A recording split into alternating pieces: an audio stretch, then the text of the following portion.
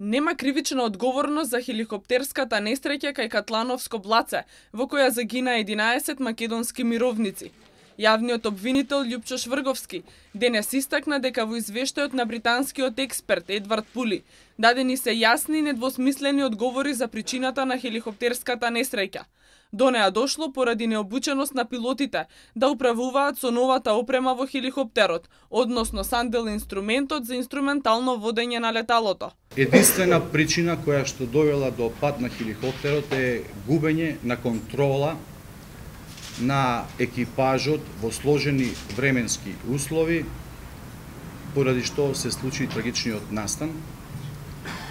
А губењето на контролата е детерминирана од, како што ви реков, сложените временски услови, односно од неспособноста да се управува во сложени метеоролошки услови со вградените инструменти, бидејќи двајцата пилоти немаат обука за управување на хеликоптер со инструментите кои што беа надградени и кои што како високо софистицирана опрема бараат дополнителна обука.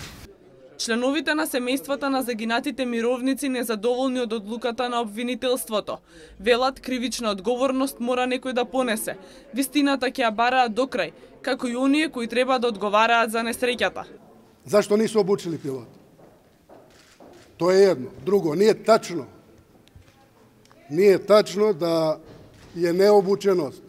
Како се они 20 и кусур година знали да возе хеликоптере, знали да се спуштају, овај пут нису. Како су тој Сараева дошли до Скопља и nije им дозволено да се спусти. И одjednom необучен, изгубили контролу. Изгубили су контролу затоа што су убиени. Одговорно тврдим да су убиени. Ја као родител Александра Васиќа неću stati. Čekamo njihov papir, krenut ćemo dalje. Svih 11 su zaslužili istinu zašto su ubijeni. Sin mi беше пилот, што беше обучен на сите хеликоптери. Како му дозволија да обучува на Ми-24? Како му дозволија? Како му дозволија да води врховни људи по Босна? Нема да останеме вака со скрстени раце. Ние ќе ја бараме прво командантската одговорност. Некој е одговорен. Македонските мировници го завршија својот последен лет на 12 јануари 2008 година, враќајќи се од мисијата Алтеа од Босна и Херцеговина, кога во 12 часот и 24 минути радарската контрола на Скопскиот аеродром изгуби контакт со хеликоптерот Ми-17.